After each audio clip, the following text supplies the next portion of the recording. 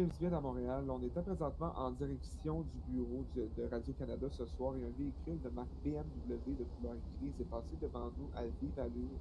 C'est au même moment là, que les policiers ont intercepté ce véhicule et ont pris en poursuite.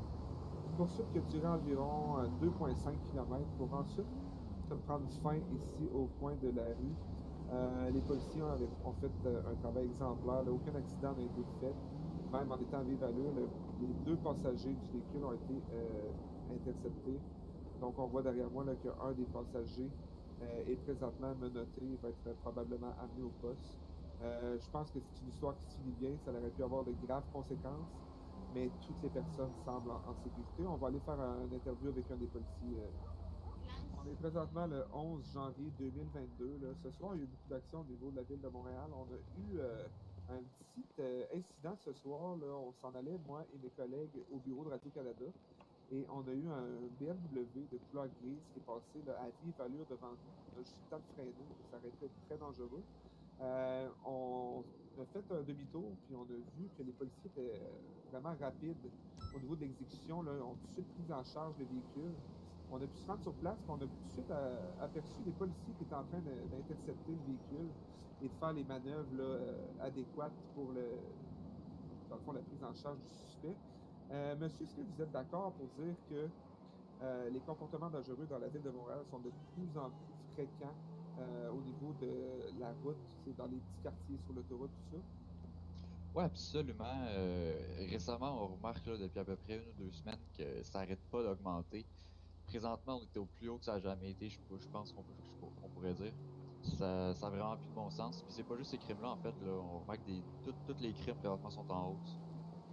OK, parfait. Puis est-ce que vous pensez que ce soir, c'est un comportement qui aurait pu être évité s'il y aurait peut-être eu plus de personnel dans la police ou quoi que ce soit, ou non, c'est vraiment plus au niveau de la criminalité qui est plus élevée?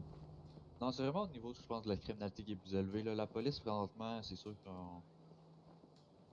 qu'on est très débordé, là. Puis, mais on fait notre possible, puis on remarque que les gens peut-être s'en rendent compte. Donc, ils essaient un peu d'abuser.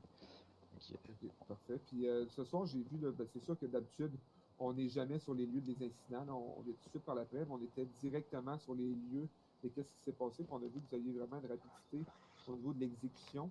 Est-ce que ça arrive souvent, dans le fond, que les criminels réussissent à s'échapper ou principalement vous réussissez à les intercepter rapidement? Non, je vous dirais la plupart du temps, on arrive bien à gérer puis à s'occuper des criminels. Il y en a pas beaucoup qui passent en plein milieu du filet, je vous dirais. Parfait. Et, est-ce que vous avez d'autres choses à dire au propos de peut-être le comportement routier des citoyens de la ville de Montréal? Est-ce que vous avez un message à faire peut-être? Ouais, ben, ce que je voudrais dire, c'est que les gens s'en rendent pas compte, mais c'est pas juste eux qui mettent en danger quand ils roulent comme ça, ils mettent d'autres personnes en danger. Si vous saviez le nombre de fois que on ramasse quelqu'un sur le bord de la route parce qu'il s'est fait frapper puis que l'autre personne est juste partie, ça arrive tellement trop souvent. C'est des pertes de vie qui pourraient être vraiment éliminées, qu'on pourrait avoir plus de gens en santé. Puis ça serait moins dur non seulement aussi sur notre système de santé, parce qu'il faut pas oublier, le système de santé, ça vient de où?